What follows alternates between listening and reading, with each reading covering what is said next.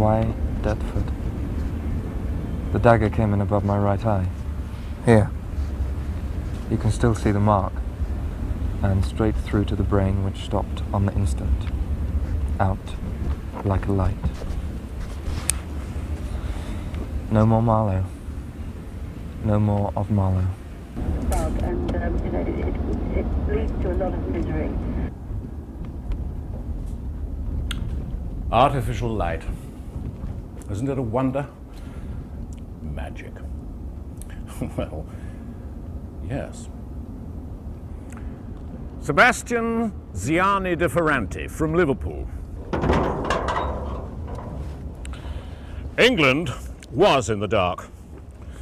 In 1881, the year I started work, a power station opened in New York, built by Thomas Edison, who invented the light bulb.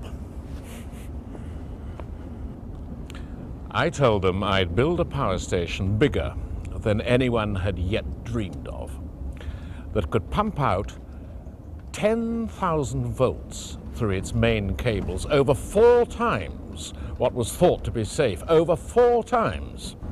When I arrived in Deptford, the living conditions of the poor were appalling. The streets and alleys indescribably filthy with rubbish, alive with rats. And the children, uncombed, ragged, dirty, starved of food, of sleep, of care. Starved of fun. What hope could there be for children so crushed by neglect? Except one day to produce children of their own, to be crushed in their turn by the self-same neglect. When something is rotted, there's no repairing it. It is finished. It has to be replaced. It needs change. Rachel, my sister, and I got stuck in. Deptford, home and hub of the Navy. Henry VIII lit on Deptford by the Thames for his royal dockyard. The heart of London, the heart of England. For me, since I was a lad, it was finding out how things worked. It all started in the back of an old sailmaker's yard, an old dilapidated boat. A pinnace, technically. Flat-bottomed, square-sterned, but, and this is the great thing, it could sail against the wind.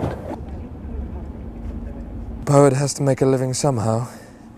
I chose to make my living in the service of the state, the secret service of the state.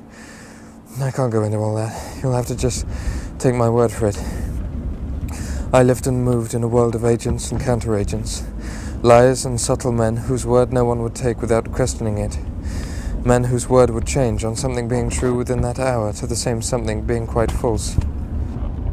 Acres of trees, all gone, cut down to build the ships. I've suggested, no, urged, the need to plant trees, sweet-smelling trees, to purify London's air. Good heavens, we have these brilliant ideas and then we do nothing with them because stupid people, ignorant people say it won't work, instead of listening to those who know perfectly well that it will. All right, they said. And where do you propose to build this monster power station? Deptford, I said. Poverty is hateful. But real poverty goes deeper than lack of money. It's in the starved, cramped, diseased bodies and minds. The eyes that do not see. The ears that do not hear how things might be different. Must be. Peter the Great, Tsar of all the Russians. I was christened Peter. The great bit I added myself. I see no purpose in swanning around saying I'm great, unless you do something. And if you want my opinion, and you're not in any position to refuse it, if you want to do something, you have to do it yourself. Your servant, Sir Samuel Bentham, Inspector General of the Navy. We had to command the sea, always have. That meant ships and men to sail them. And here they were built, designed, repaired, fitted, rigged, provisioned, in these yards. See this? A coin of the realm. It will pay for whatever someone takes it to be worth. £1 in return for £1's worth of goods. And if I tell you that this coin is counterfeit, forged money, what is it worth then? Death at the end of a rope if you're caught. But if you're taken in and accept this coin at face value, you're deceived, aren't you? Hoodwinked. Deception is like magic, though not necessarily untrue, if you really do believe that magic works, that magic exists. The land attached to Sayes Court was in a sorry state. A few untended, spindly fruit trees, the rest open glebe. Well, what scope it offered, what opportunity. The open riverside walks thronged with shipwrights, caulkers, sailmakers, naval architects, foundrymen, apprentices, officers, sailors of every rank, the whole kingdom ashore and afloat of England's sea power. In time it became, if I may say so, and it's not by opinion only, it became a marvel. A landscape park with walks and groves, enclosures, plantations, oval gardens, box hedges and curiosities. We opened a clinic. 2 doctors, a dentist, a full-time nurse, a teacher to instruct the children how to take care of themselves, and a caretaker. We were in business. My wife Gertrude supported me all the way through. She said fondly, "The thing I remember about those first months of married life was Deptford and again Deptford." I laid out beds for flowers, herbs, vegetables, shrubs, trees of every sort, spacious aviaries, carp ponds, bowling greens. Next, a boys' camp. The vicar loaned us the churchyard, and we dug vegetable plots along the wall for the boys to look after. It was like being on a seesaw, up, down, up, down, up, down. My stomach lurching, up, down, but no fixity. But there was so much going on here. I couldn't tear myself away. An Aladdin's cave. Here I worked long days with master craftsmen, navigators, naval architects, and building ships and everything in them. Stem to stern, bilge to high tops. Hard work, fresh air, ate like a horse, with the table manners of a pig. Even as a nipper in the trade, I wasn't shy of piping up with new ideas. Improvement in the steering gear, the gun mountings. Oh, they listened. They knew a good thing when they saw it. Then off to Russia to get their navy shipshape. Their Tsar comes here, I go there.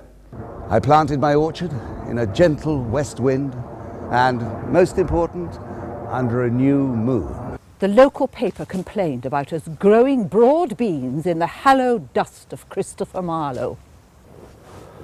But the real challenge was to learn how to build a navy.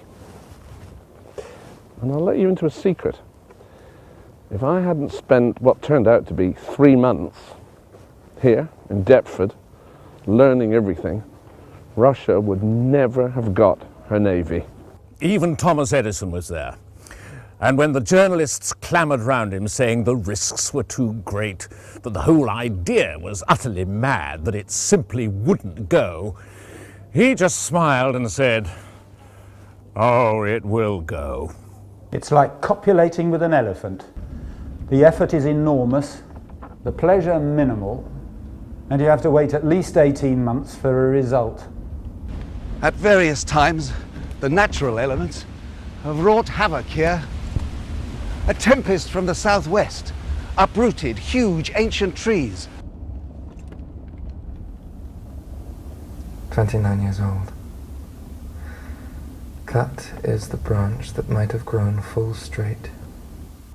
It's my belief that if Christopher Marlowe knew his mortal remains were to be used to provide nourishment for the pauper children of Deptford to make them healthier and stronger, he would be pleased. I would be. We had a fine time in Deptford. Remember it with pleasure. Always will. For the children, it was like coming into paradise here. What fun to see them laughing, playing, learning, having fun. That winter, so severe, the crow's feet stuck, frozen to their prey. And the following June, a savage storm of rain and hail, born on a north wind. Winter in high summer. But human depredations, there's no excuse. To ruin and destroy what was made with such care is barbarous. The answer is nurture the best people, not the loafers who have connections and not much else. There's no guarantee you'll get a discount though. How long it takes to make a garden, and how quickly a garden runs to seed from neglect. I was never at Sayes Court again. As for my garden, it was there and can be remade at another time. A continuation, only that. A new growing and shaping as the seasons grow. The most any of us can hope to do is to make a difference, not a bad epitaph to live by. But you can make a garden anywhere. In little children are the seeds of power, not to become something grand in the world, but to live in beauty. Plant early. This is where equality begins, in the nursery, garden and school. My passion, my dream, achieved, conceived and shaped here in the dockyards at Deptford.